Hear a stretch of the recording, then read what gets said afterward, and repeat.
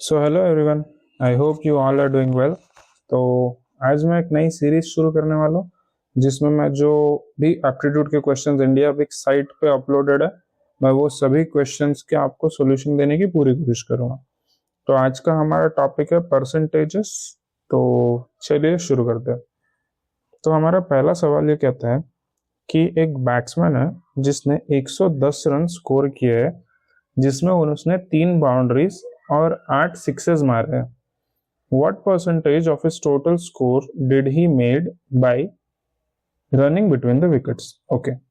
So इसमें ये जो 3 बाउंड्रीज है इसका मतलब है 3 फोर्स, उसने 3 चौके मारे हैं। तो चलिए अभी जैसा देख सकते हैं तो टोटल रन्स जो है हमारे वो है कुछ 110, ये क्वेश्चन में दिया गया है। और उसके बाद जो फोर्स मारे उन्होंने, तो रन्स स्कोर्ड बाय फोर्स वो होंगे हमारे 4 into 3, जो कि होता है 12 के बराबर, क्योंकि उन्होंने 3 फोर्स मारे तो उस हिसाब से हम करेंगे। और रन्स स्कोर्ड बाय सिक्सेस जो होंगे वो होंगे हमारे 6 into 8 के इक्वल, जो होगा 48। तो टोटल जो हमारे रन्स है बाय बाउंड्रीज वो हो जाएंगे 48 प्लस 12, जो कि होता है 60। ओके, पर हमारा सवाल ये नहीं है कि उन्होंने कितने रन्स बाउंड्रीज के थ्रू स्कोर किए। सो हमारा सवाल ये है कि what percentage of his total runs he made by running between the wickets। तो उन्होंने जो रनिंग बिटवीन द विकेट्स जो भाग के रन स्कोर किए वो कितने होंगे। सो ऑब्वियसली हमें पता है कि हमारे टोटल रन्स पर बाउंड्रीज इतने हैं और टोटल हमारे रन्स 110 है।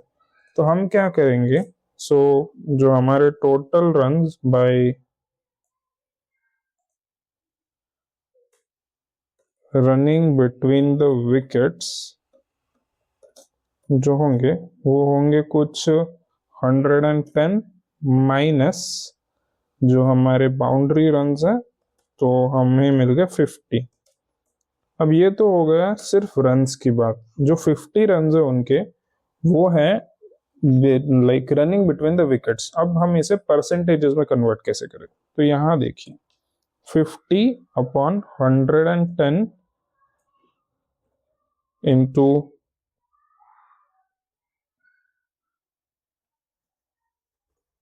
100, ये क्या होता है बेसिकली, जो हमारा जो पार्ट ऑफ थिंग हमें जो चाहिए वो अपॉन जो हमारे टोटल रन्स है उतने इंटू 100। तो इसका आंसर बेसिकली आना चाहिए लेस देन 50, और जो 5000 होगा वो मल्टीप्लाई, ओके। सो हाँ, तो इसका आंसर आना चाहिए 45/11। तो ये कैसे आया कि अगर मैं दिखाऊं तो ये हो जाएगा 50/100 डिवाइडेड बाय 110। तो ये हो जाएगा बेसिकली 5000 डिवाइडेड बाय 110। तो मैं उसे 500 डिवाइडेड बाय 11 कर दूंगा।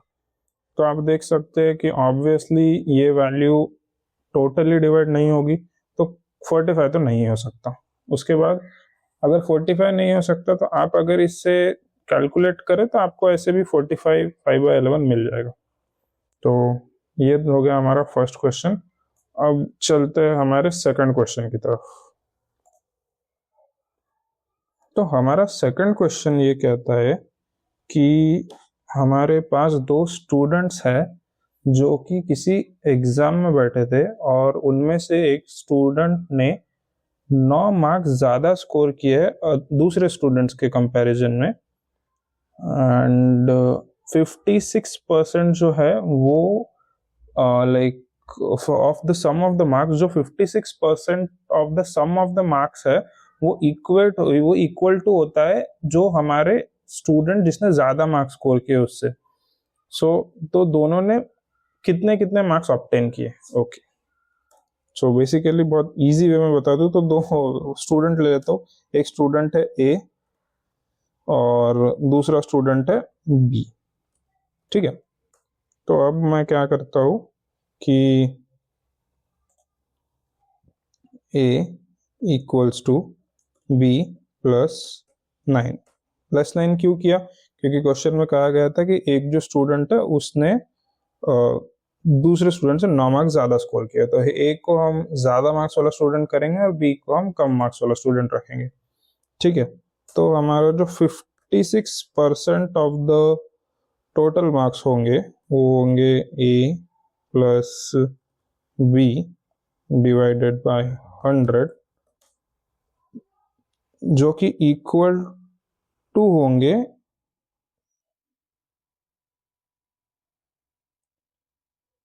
b +9 के। कैसे?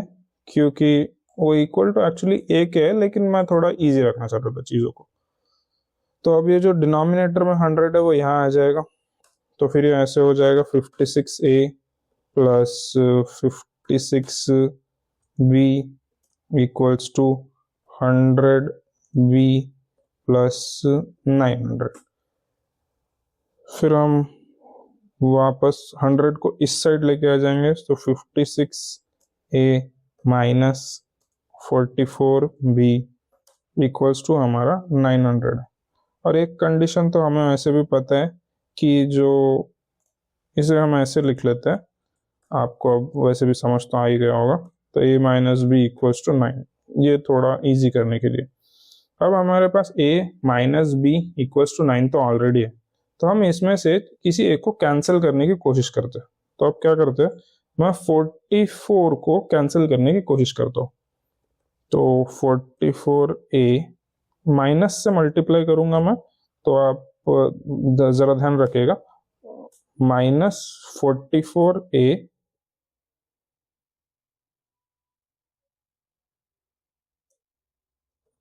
Plus 44b।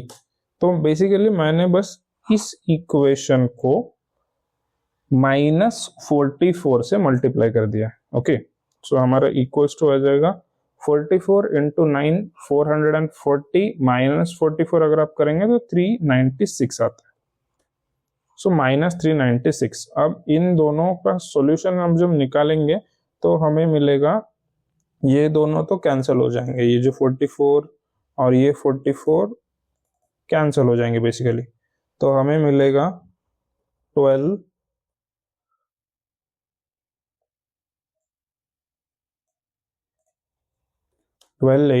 इक्वल्स टू, अब 900 में से 396 गए, 400 गए, तो हमारे पास 500 बचता है, +4 तो 504।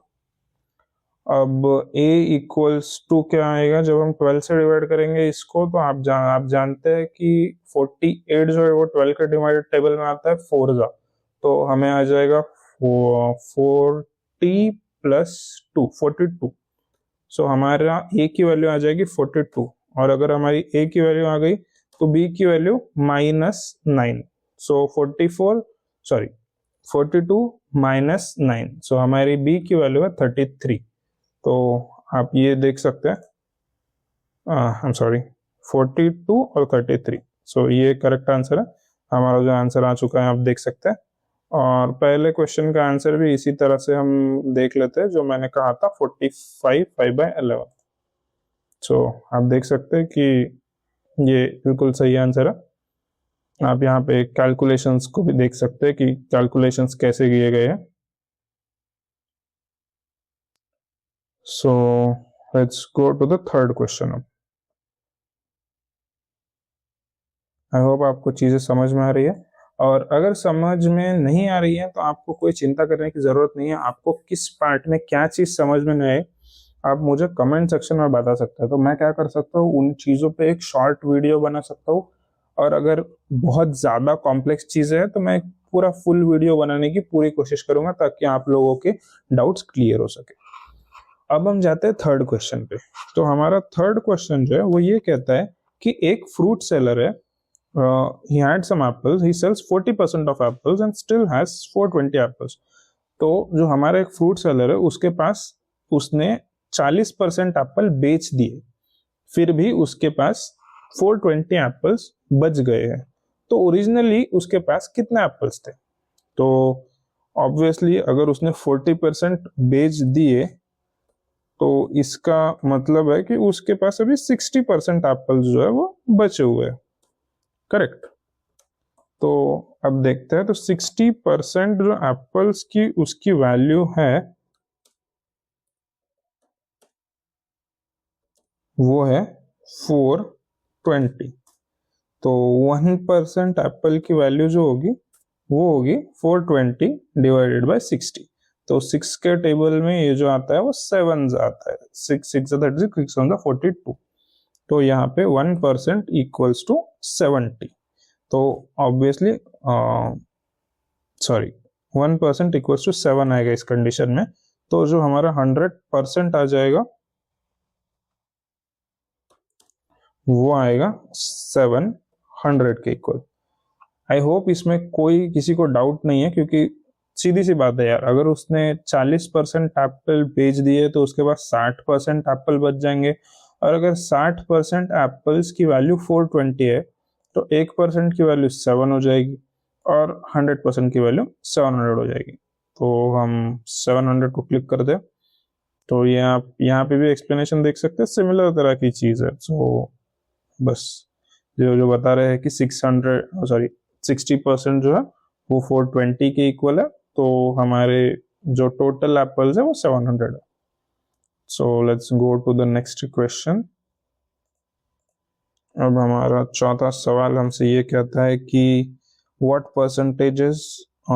Percentage of numbers from 1 to 70 have 1 or 9 in its unit place। So unit place मतलब जो लास्ट डिजिट होता है किसी भी नंबर के अंदर वो। तो ऐसे तो नंबर हो जाएंगे 1 9 हो जाएगा, उसके बाद 11 19 हो जाएगा। और पूरा नहीं लिखने वाला, मुझे ज़्यादा टाइम नहीं है इन चीज़ों के लिए। सो आप समझ सकते हैं कि 21 29 होगा, उसके बाद 21 29 31 39, उसके बाद 41 49 51 49 51 59 और 61 69। सो अब अगर मैं इसे पेयर्स के हिसाब से कैलकुलेट करूं तो 2 4 6 8 10 12 और 14। तो ऐसे हमारे पास 14 नंबर्स होने चाहिए जो कि मतलब जिनके अंदर 1 और 9 एज ए यूनिट डिजिट आते हैं। अब यहाँ पे मैं 14 क्लिक कर दूं? नहीं यार, परसेंटेज पूछा गया है। ओके, सो 1 और 70 के बीच में जो है 70 नंबर्स आएंगे। तो ये हो जाएगा 1/5। और आप जानते हैं 1/5 यानी 20%। तो अब हम 20 को क्लिक करके देखते हैं कि हमारा आंसर सही है। बिल्कुल। तो और मैं सच कह रहा हूँ कि मैं ये क्वेश्चंस पहली बार सॉल्व कर रहा हूँ, मैंने इन क्वेश्चंस का सॉल्यूशन नहीं देखा है। और बस मैं चाहता हूँ कि इसे एक न्यू लर्नर की तरह देखा जाए, और जो जैसा भी मुझे अच्छा लगता है वैसे मैं सीरीज को कंटिन्यू करने वाला। तो बस मैं आपको चाहता हूँ कि आपका साथ रहे तो हम एटलीस्ट इन सॉल्यूशंस को प्रॉपरली एनालाइज कर सकते हैं। सो चलिए अब हम फिफ्थ क्वेश्चन की तरफ जाते हैं। ओके, ये तो एक प्रॉपर्टी है। So if a equals to x% of y and b equals to y% of x, then which of the following is true?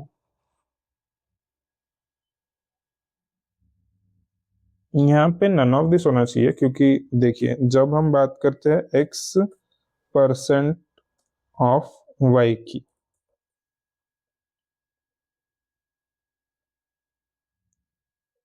तो वो होता है ये।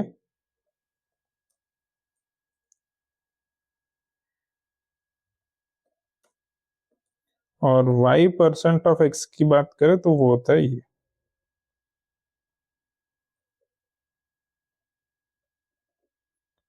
दोनों बराबर है यार, तो x और y दोनों की वैल्यू इक्वल आनी चाहिए, तो इस केस में मैं नन ऑफ दिस ले लूंगा, या क्योंकि a इक्वल्स टू b आएगा इस कंडीशन में, क्योंकि ये एक प्रॉपर्टी है जो मैं एक्सपेक्ट करता हूँ कि सबको पता है ये प्रॉपर्टी।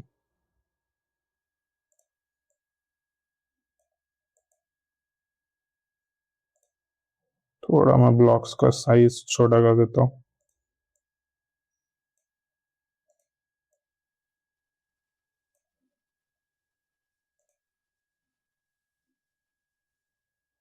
ओके, सो न्यू एक ब्लॉक इंसर्ट किया जाए।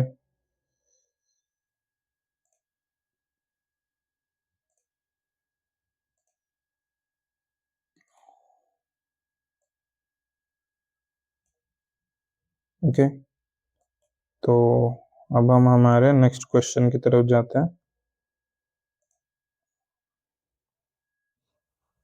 ओके, तो इसको हम हिट एंड ट्रायल मेथड से कर सकते हैं।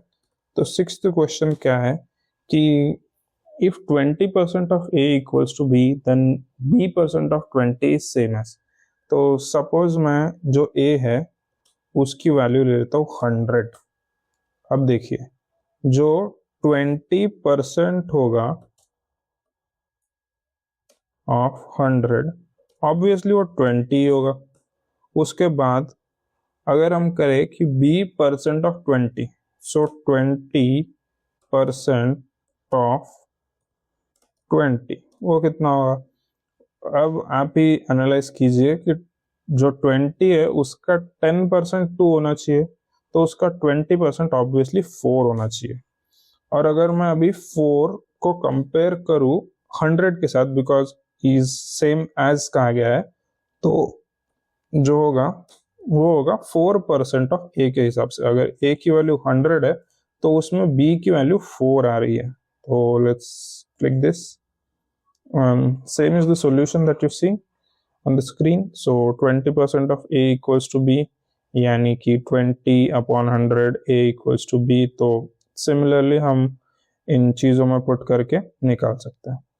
Okay, so let's go to the next question.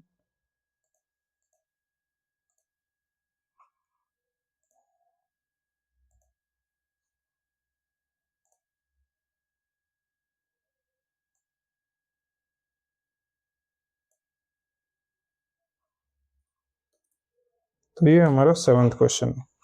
ये क्या कहता है, in a certain school 20% of the students are below 8 years of age। Okay, so the number of students above 8 years of age is 2/3 of the number of students of 8 years of age, which is 48। तो हमें 8 years exactly, जो 8 years के बच्चे हैं उनकी as the गई है। What is the total number of students in the school? Okay, so पहले तो हम 20% जो हमारे बच्चे हैं वो आर बिलो 8 years। ओके, इतना सबको समझ में आना चाहिए क्योंकि ये first line of the question है और कोई रॉकेट साइंस नहीं है, बहुत इजी चीज है। So the number of students above 8 years of age, so are 2/3 of the number of students, so who are of exact 8 years। Okay, सो अब अगर 20% हमारा चला गया यहाँ से, तो जो हमारे पास बचा होगा वो बचा होगा ऑब्वियसली 80%। तो 80% इक्वल्स टू 2/3 ऑफ 48, जैसा कि क्वेश्चन में बताया। क्योंकि अब या तो अब 8 ईयर से छोटे बच्चे अगर हमने सेपरेट निकाल लिए, तो या तो बच्चे 8 ईयर से ज्यादा वाले होंगे या 8 ईयर के इक्वल वाले होंगे। तो जो 8 ईयर्स के इक्वल वाले बच्चे हैं वो तो एग्जैक्टली 48 है, और जो 8 ईयर्स से ज्यादा वाले बच्चे हैं वो 2/3 है उसके। तो इन कंडीशंस में हम देख सकते हैं कि 80% जो हमारे बच्चे हैं वो इक्वल हो जाएंगे 3 और 48। तो यहाँ पे 16 आना चाहिए जो आप कैलकुलेट कर सकते हैं, और 16 इंटू 2 जो हमारा आएगा वो 32 आएगा। 32 प्लस 48, तो ये हमारा इक्वल होता है 80 के। ओके, सो 80% अगर 80 के इक्वल है तो ऑब्वियसली 100% 100 के इक्वल होना चाहिए। सो लॉक किया जाए। सो या सिमिलर कुछ इसी तरह से उन्होंने भी सॉल्व किया, आप देख सकते हैं। Okay, so let's go to the next question.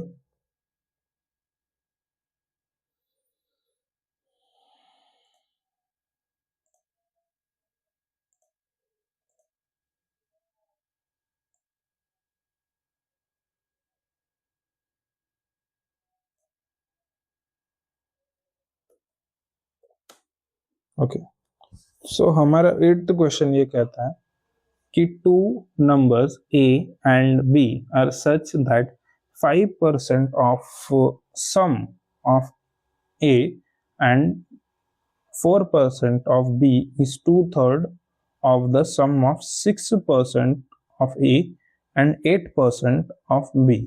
Find the ratio of a and b. Okay, तो यहाँ कहाँ है, बेसिकली ये गया है कि जो 5% होगा ए का प्लस जो 4% होगा बी का, परसेंट मतलब ऑब्वियसली डिवीजन बाय 100, वो इक्वल टू होगा 2/3 of sum of 6% of A plus 8% of B के।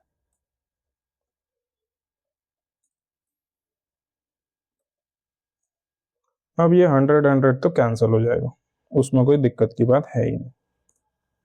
तो हमारा जो 5a प्लस 4b है वो आ जाएगा ये 3 और ये 6, सो ये 2 जा हो जाएगा, तो यहाँ पे हमारे पास 4a आ जाएगा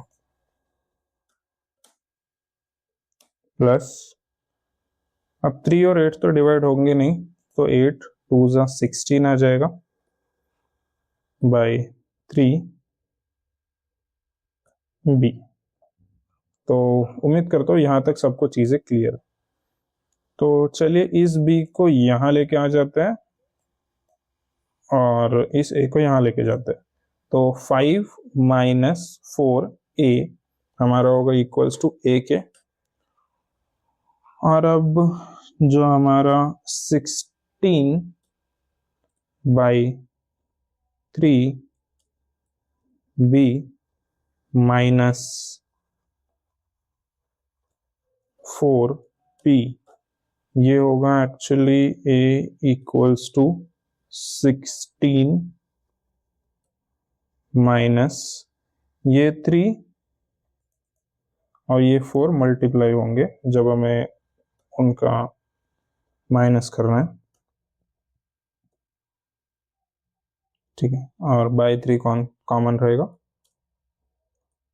तो ये हो जाएगा 16 माइनस 12 डिवाइडेड बाई 3b। तो मैं थोड़ा ब्लॉक को बड़ा कर देता हूँ नेक्स्ट स्टेप के लिए। तो ये आ जाएगा a इक्वल्स टू 4 बाई 3 और b। तो अब मैं b को नीचे लेके आ जाता हूँ जिससे मुझे a बाई b मिल जाएगा। सो a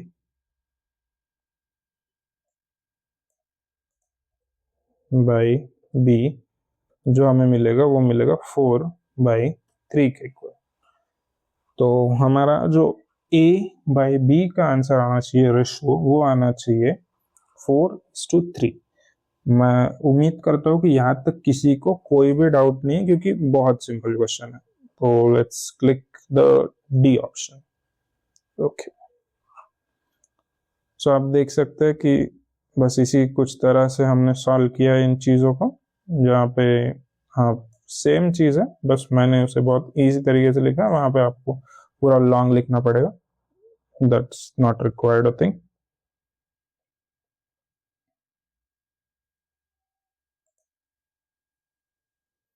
चलिए अब हमारे नेक्स्ट क्वेश्चन की तरफ हम बढ़ते हैं। मैं थोड़ा ब्लॉक को बड़ा कर लूँ या नेक्स्ट पेज पे चले जाओ, शायद वो बेहतर होगा।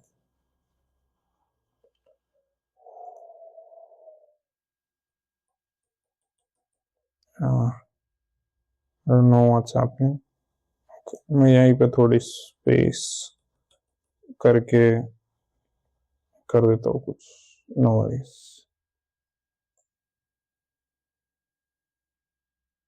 एक मिनट।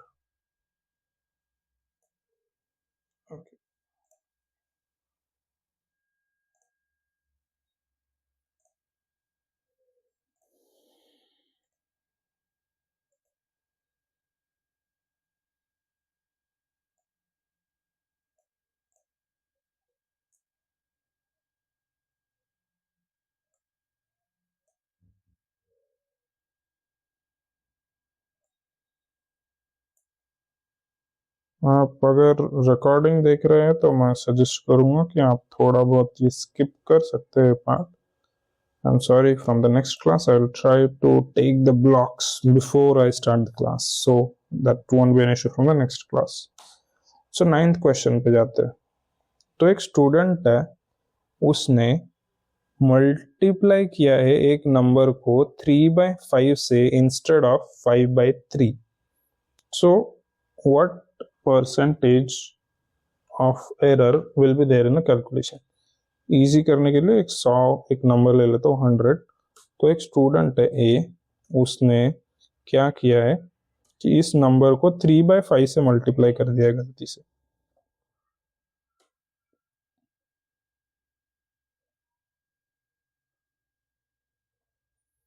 तो इसका आंसर आ जाना चाहिए 60। लेकिन कंडीशन क्या है, ये क्या होना चाहिए था, एक करेक्ट वैल्यू जो ए की होनी चाहिए थी वो कितनी होनी चाहिए थी, 5/3, मतलब 100 इंटू 5/3। तो 500/3, तो 500 यानी कि 480, और से ये एक पॉइंट में वैल्यू आएगी, एक मिनट,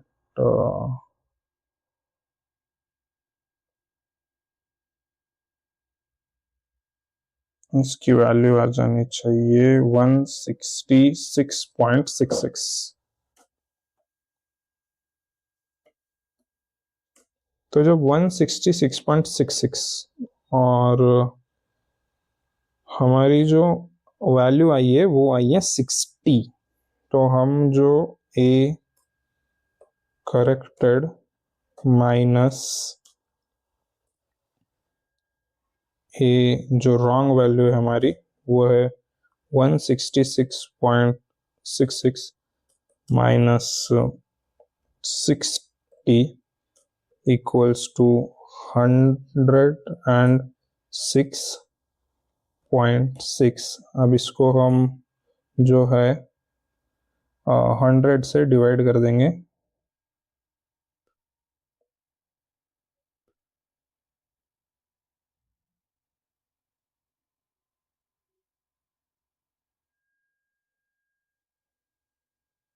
वन 166.66, तो हम इसे मल्टीप्लाई कर देंगे 100 से।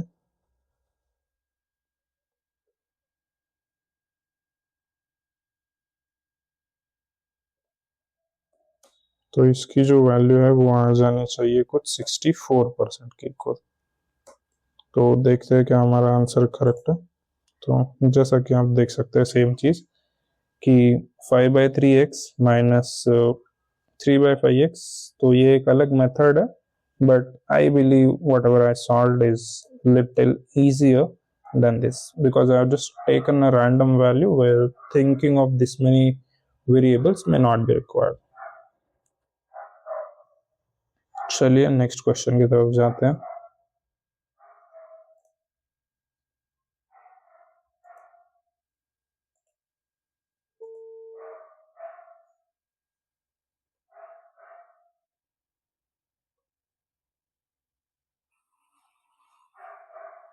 So hello everyone. I hope